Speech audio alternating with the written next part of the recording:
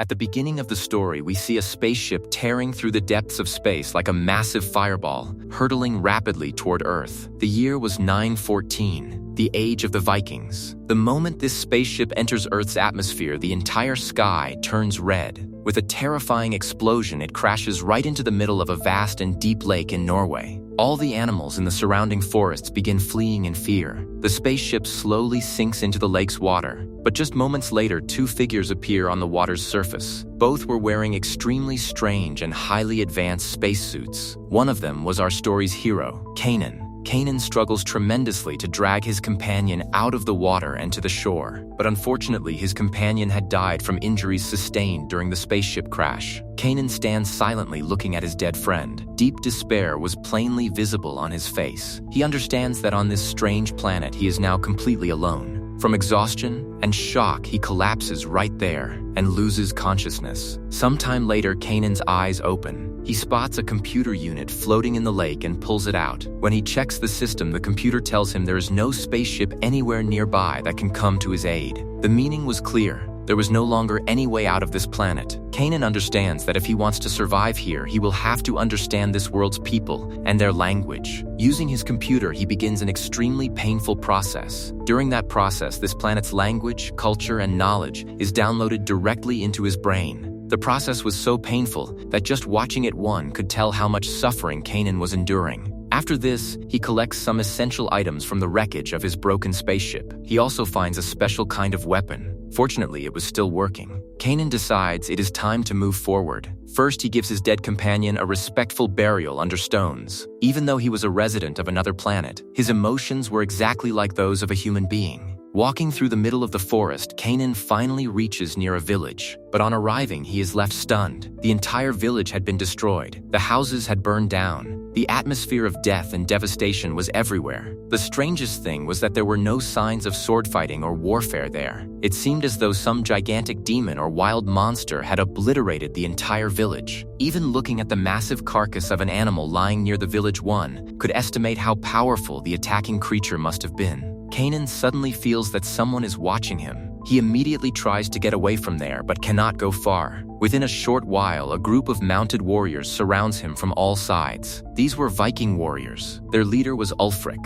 Ulfric knocks Kanan unconscious with a single blow. After this, they capture him and take him with them. During this struggle, Kanan's greatest hope is also snatched from him. His powerful weapon falls into the river water and is lost. Now, he had no means of protection left. Ulfric takes Kanan back to his village. The name of this village was The entire village was surrounded by massive wooden walls, so outside enemies could not easily get inside. Here we meet the village's king Hrothgar and his brave daughter Freya. Freya was no ordinary princess. She was exceptionally skilled at sword fighting. We see her practicing swordsmanship with her father. Ulfric, who had captured and brought Kanan in, wanted to marry Freya. His dream was that one day he would become the king of this village. But Freya did not like him at all. In her eyes, Ulfric was an arrogant and egotistical man. When Ulfric brings the captive Kanan to the center of the village, everyone starts looking at him in astonishment. His clothes and his appearance were completely different from what they knew. The villagers begin to mock him. After this, Ulfric takes him to a hut for questioning. He wanted to know who Kanan was and where he had come from. Kanan was very smart. He knew that if he told the truth that he had come from space, people would either think him mad or kill him. So he lies. He says, "My name is Kanan. I have come from an island to the north. I have come here to hunt a dragon." Hearing this, Ulfric and his companions burst out laughing. They could not believe that Kanan could be some kind of dragon hunter. On the contrary, they think that perhaps he is some man from the nearby destroyed village or a spy for a rival. Kanan tries to escape, but the Viking warriors were far stronger than him. They bind him in iron chains. After night falls, Kanan tries to free himself from the chains. He was trying to melt his shackles with the help of a hot iron rod.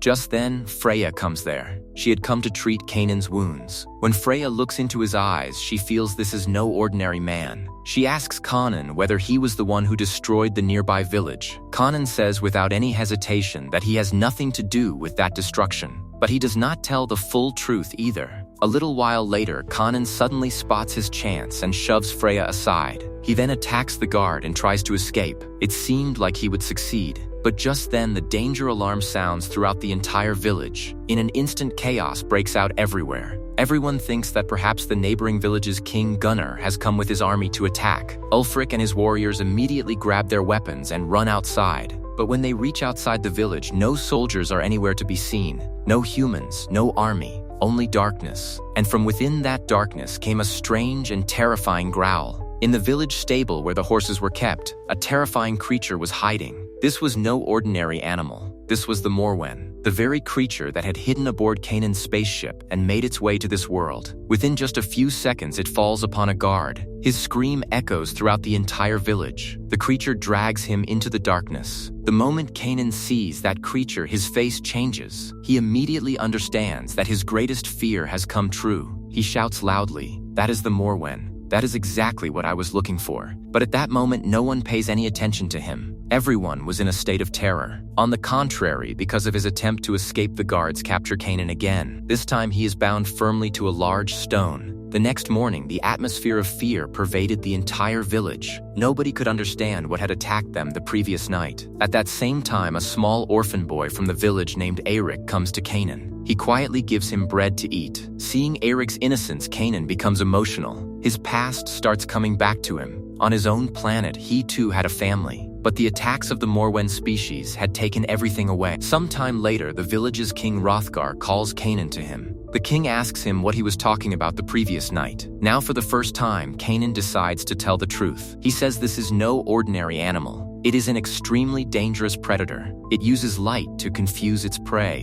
Its skin is so tough that ordinary weapons become useless against it. He then also admits that this creature came here because of him. King Hrothgar feels Canaan is telling the truth, but Ulfric still does not trust him. He wanted Canaan to be killed immediately. Even so, King Hrothgar decides to give him a chance. Canaan warns them, "If we do not stop it now, it will finish off the entire village." After this, preparations for a hunting expedition begin. Canaan also wants to go along. He is given a horse, but at that same moment, Freya comes to him. She gives Canaan a powerful punch for his behavior the previous night. After this, everyone sets out toward the jungle. King Hrothgar, Ulfric, Canaan, and several brave warriors. Because nobody fully trusted Canaan, he was given no weapons. He was kept under continuous watch. Heading into the jungle, they see several horrifying sights. Human bodies hanging from trees, severed horse necks, and the smell of death everywhere. Everyone was moving forward under a shadow of fear. After a while, they reach in front of a large cave. Terrifying sounds were coming from within the cave. Everyone becomes convinced that this is that creature's lair. Showing their bravery, everyone enters inside the cave. But what they find there was something entirely different. It was not an alien demon, but a massive and extremely enraged bear. The bear immediately attacks them. A fierce battle begins. The Viking warriors start confronting it with their swords and spears, but the bear's strength was enormous. During the fight, several warriors are injured. At that same moment, Canaan uses his intelligence and courage. Striking at exactly the right moment, he brings down that enormous bear. The moment the bear dies, everyone breathes a sigh of relief. They believe this was the animal that had been attacking the village. King Hrothgar is impressed by Canaan's bravery.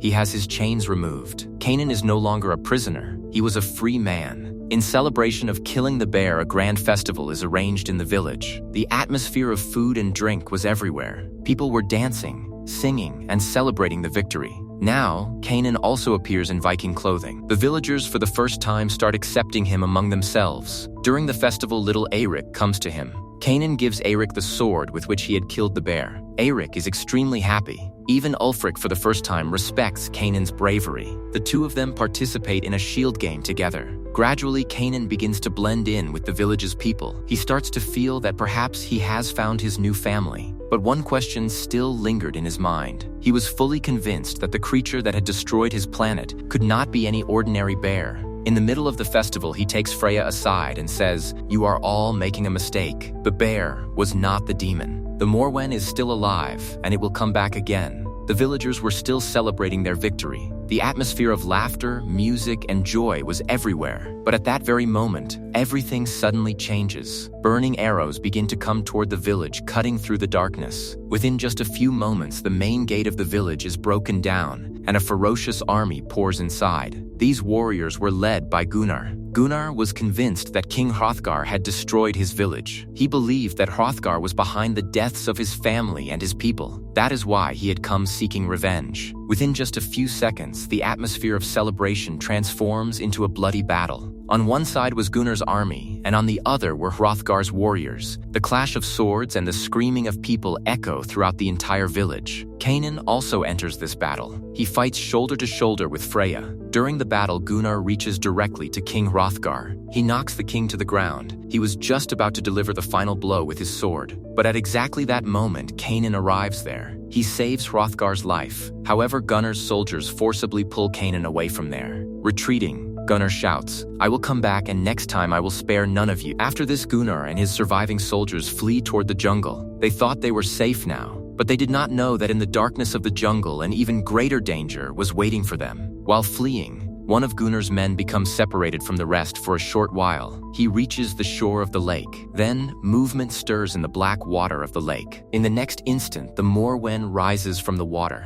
Before the man can understand anything, the creature swallows him. His scream lasts only a few seconds. After this, the Morwin starts pursuing the rest of Gunnar's men. The soldiers begin disappearing one by one. Gunnar's men think perhaps Hrothgar's soldiers are chasing them, but soon they realize their mistake. Suddenly in the darkness, red and blue light begins flashing. The Morwen was using the light that emanated from its own body. It would confuse its prey and then kill them with ease. Now Gunnar and his companions were badly frightened. To save their lives, they run back toward the village of Heorot. Reaching the village, they start shouting, "Let us in. It is not human. It is some demon." But Ulfric thinks this is some new trick of Gunnar's. He orders his archers to attack. Just then Kanan shouts loudly, "No, do not kill them. The real enemy is not them." Kanan himself gets the village door opened. Gunnar and some of his remaining companions somehow get inside. And just then on the edge of the jungle, the same red and blue light appears again. The entire village goes completely silent. Everyone holds their breath and looks in that direction. A few seconds later, the Morwen emerges from the darkness. This time, everyone can see it clearly. Its massive body, its long and dangerous tail, its glowing eyes, and its terrifying roar. Now nobody had any doubt about what Kanan had been saying. Everyone had understood that this was the real enemy. In the face of danger, old enmity is set aside. Now Gunnar, Ulfric, and Hrothgar were seated at the same table. Kanan explains to them that fighting this demon in an open field would be suicide. Its skin is stronger than iron armor, and its speed is like lightning. If it is to be defeated, it must be defeated not with strength but with intelligence. After this, Kanan lays out a grand plan. He says a massive pit will be dug in front of the village entrance. Sharp wooden stakes will be placed inside the pit. Then the entire pit will be filled with oil. When the Morwen falls into the pit, it will be set on fire. Ulfric does not like this plan. He still did not fully trust Kanan. An argument breaks out between them and matters escalate to a physical fight. But King Hrothgar steps in and stops them. He says, "We will do what Kanan says. He has saved our lives." After this, preparations begin throughout the entire village. Old people, children, women, and warriors all work together day and night. The massive pit is dug. Oil is collected. Wood is gathered. During this difficult time, Kanan becomes a part of the village. King Hrothgar publicly declares him a member of the village. Amid all the war preparations, a quiet moment also comes. One night, Freya brings food for Kanan. The two sit by the fire and talk. Freya asks him where the Morwen came from and why it hates him so much. After staying quiet for a little while, Kanan tells the greatest truth of his life. He says, "In truth, we were the villains. The Morwen used to live peacefully in their world, but our civilization used to conquer new planets. We would discover new worlds and then make them our own. When we arrived on their planet, we liked the place. So we started eliminating the original inhabitants. We bombed the entire planet. We wiped out their species so we could build our cities there." Saying this, Kanan's eyes fill up. He continues, "One day when I was away on a mission, one Morwen survived. It attacked our entire colony. It hid in my spaceship, and when I was returning, it attacked inside the ship. It was because of that attack that my spaceship crashed, and in that same accident, my wife and my child were also killed." Freya listens to all of this and is silent for a while. She understands how much pain Kanan is living with. Then she tells him, "Perhaps what happened was wrong, but it was not your decision. You were only following orders. Learn to forgive yourself." After this, Freya gives Kanan the sword that was the inheritance of her family. It was her grandfather's sword. For the Vikings, this was a very great symbol of honor. And now, for the first time, Kanan feels that he has truly become a part of this world. Finally, that night arrives. The entire village was standing ready for war. The massive pit was prepared. It had been filled with oil. The sharp wooden stakes had also been placed in their positions. Every warrior was waiting with a torch, a spear, and a sword in hand. Kanan and Ulfric were going to play the most important role in this plan. Both stand outside the village. Their task was to attract the Morwen toward them and bring it straight toward the trap. A little while later, Kanan throws his torch into the darkness. Silence descends everywhere. Then suddenly red light flashes from within the darkness. After that, blue light appears, and in the very next instant, the Morwen emerges. Its roar echoes throughout the entire jungle. It charges straight toward Kanan and Ulfric. Both run with all their strength toward the village. They rapidly cross the bridge that had been built over the pit. According to the plan, the Morwen running after them was supposed to fall directly into the pit. But everything does not go according to plan. The Morwen reaches the edge of the pit and stops. It had sensed the danger. The villagers are left stunned. They cannot figure out what to do now. Just then, the village priest steps forward. He believed this was the work of some demonic force. Saying prayers, he walks directly toward the Morwen. But in the very next instant, the creature kills him with a single blow. The priest's death spreads terror throughout the entire village. Now the Morwen slowly starts trying to get inside the village. Kanan understands that there is no time to wait anymore. He immediately sets the oil-filled pit on fire. Within just a few seconds, the entire pit turns into an ocean of fire. Terrifying flames begin rising up to the sky, and the Morwen falls into the fire. Everyone starts cheering with joy. They believe the demon has finally died, but their happiness does not last long. Suddenly, from within the fire, a thunderous roar is heard. In the very next moment, the Morwen emerges from the midst of the burning fire. It was alive. Its body was badly scorched, but it had not died. On the contrary, it had now become even more dangerous than before. Maddened with fury, the Morwen charges straight into the village and starts spreading destruction everywhere. Houses begin to collapse. People start screaming. Warriors begin falling victim to its attacks one by one. But during this, another terrifying truth comes to light that nobody knew. The Morwen was not alone. It had a child. While all the warriors were busy fighting the large Morwen, the small Morwen quietly reached the part of the village where the women and children had been hidden. Freya immediately picks up her sword and stands in front of it. She tries to protect the children, but the small Morwen was also extremely dangerous. Within just a few moments, Freya finds herself in serious trouble. At exactly that moment, King Hrothgar arrives there. He stands before the demon himself to save his daughter's life. The king fights with all his strength, but his age was no longer on his side, and the demon's strength was far beyond that of humans. Within a short while, the small Morwen seriously injures him. Just then, Kanan and Ulfric arrive there, but they were too late. The large Morwen takes its child and flees from the village, leaving behind death and devastation. King Hrothgar was lying on the ground. His breathing was faltering. Freya kneels beside him. Just moments later, King Hrothgar bids farewell to this world. The entire village sinks into grief. Their most beloved king was gone. By morning, the village was nearly destroyed. Several brave warriors had been killed. Many houses had been ruined, and sorrow was plainly visible on every face. Freya was sitting beside her father's body and weeping. Ulfric was blaming himself. He felt he had failed to protect his king. Kanan understood that time was now running very short. The Morwen would come back, and next time, perhaps no one would survive. He tells Eirik and the remaining people of the village that they need to leave from here. They will have to get into boats and go to a safe place. But Kanan himself will not go. He had one unfinished task remaining. Ulfric was mentally broken. He says, "I am not worthy of being king. I could not save my king." Kanan puts his hand on his shoulder and says, "You are not alone. We will end this story together, but this time, we will not wait for them. We will go to their lair ourselves and finish this war forever." Kanan knew that the Morwen lived in some deep cave or underground place, but there was one major problem. They had no weapon that could cut through the creature's skin. Ordinary iron swords were nearly useless. Just then, a new idea comes to Kanan's mind. The metal of his spaceship was thousands of times stronger than any iron on Earth. If a new weapon was made from that same metal, perhaps the Morwen could be killed. This was their last remaining hope, and preparations for the final battle were about to begin. After King Hrothgar's death, the entire village was submerged in deep grief. But the time for mourning had now come to an end. Kanan knew that if the Morwen was not stopped, no one would be safe. So he and Ulfric begin preparing for the final battle. Their only hope was a new weapon made from the spaceship's metal, because ordinary weapons could not pierce the Moorwen's tough skin. Kanan, Ulfric, and Freya set out toward the lake, the same lake where Kanan's spaceship had fallen.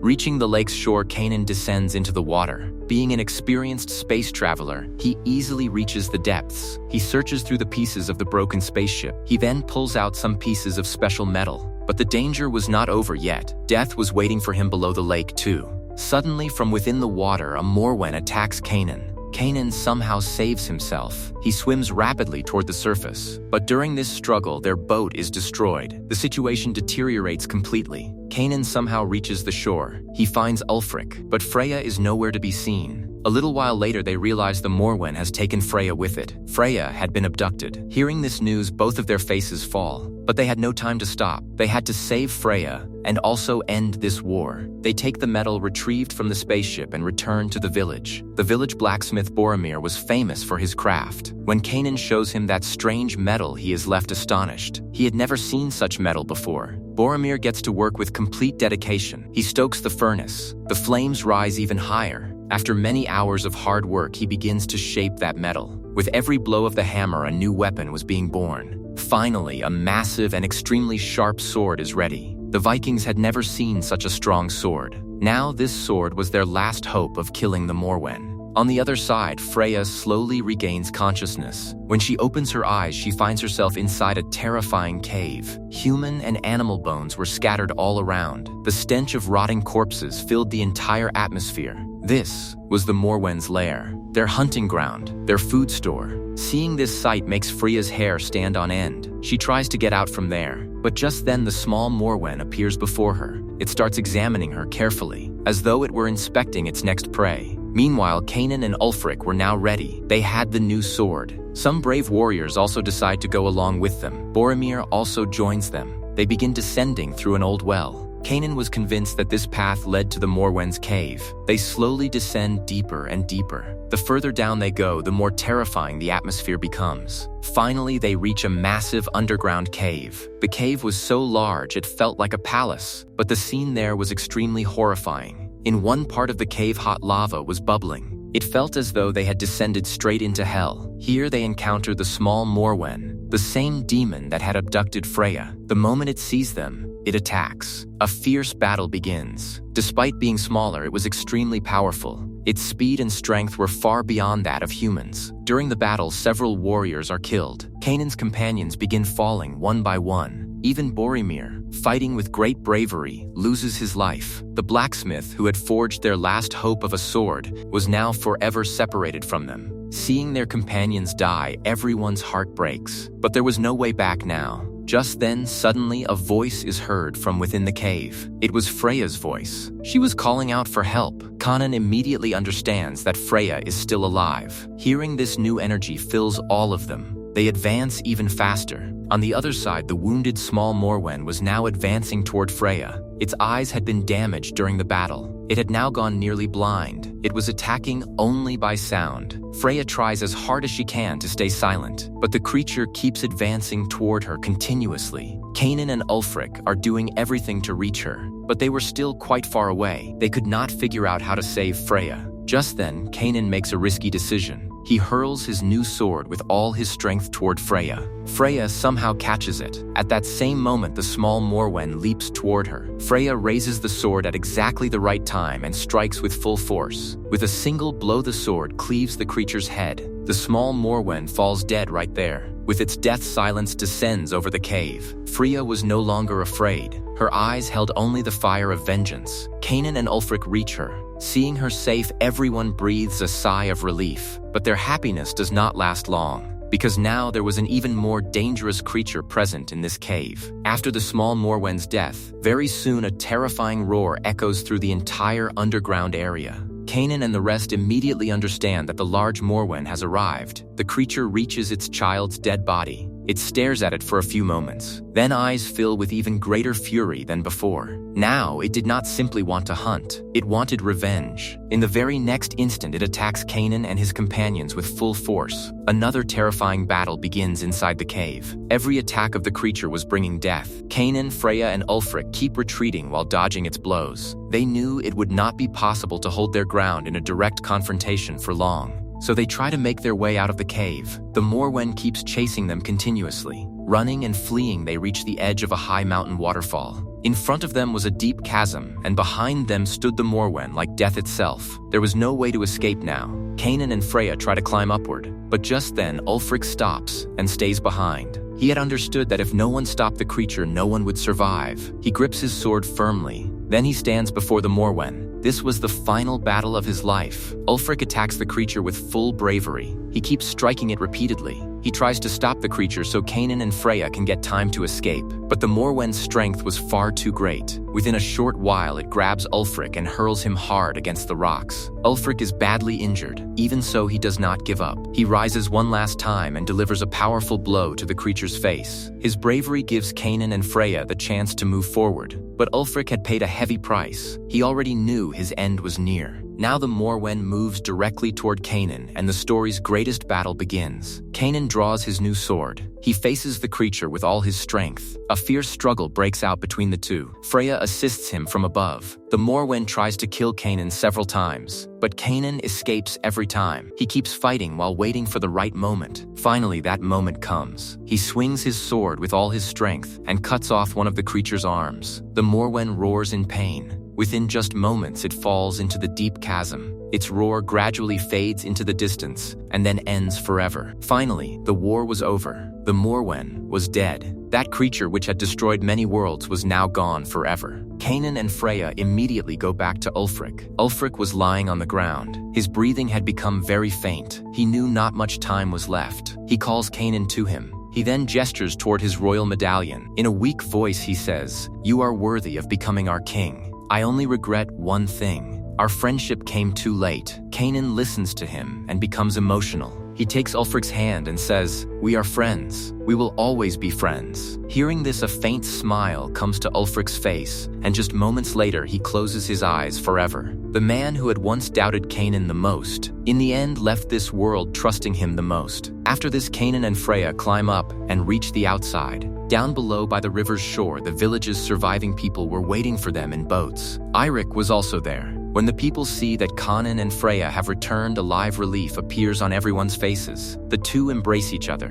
But the story was not fully over yet. Sometime later, Kanan goes back alone to the place where his spaceship's wreckage lay. He looks at the broken section of his deceased wife's capsule. Memories of his old life begin to return. Then we learn that his wife's death was not caused by the Morwen. She had been killed in the spaceship crash. Kanan bids his wife a final farewell. He then reaches his spaceship's communication device. This was the instrument that had been continuously sending a signal into space so that another spaceship could come and rescue him. Kanan looks at the device for a while. Then he draws his sword, and with a single blow destroys the device. He had made his decision. He no longer wanted to return to his old world. He did not want to leave this world, because it was here that he had found friends. It was here that he had found his family. And it was here that he had found true love. After this, Freya honors all the fallen brave warriors according to Viking tradition. She then tells the people Kanan's story. She says, "There was a time when Kanan was a stranger to us, someone who had come from another world. But today he is the leader of our people. He is our king." Time passes. Kanan and Freya marry each other. After Ulfric's death, Kanan takes on the responsibility of the village. And little Eirik, who had been the first to give him bread, Kanan raises him like his own son. In this way, a lonely space traveler,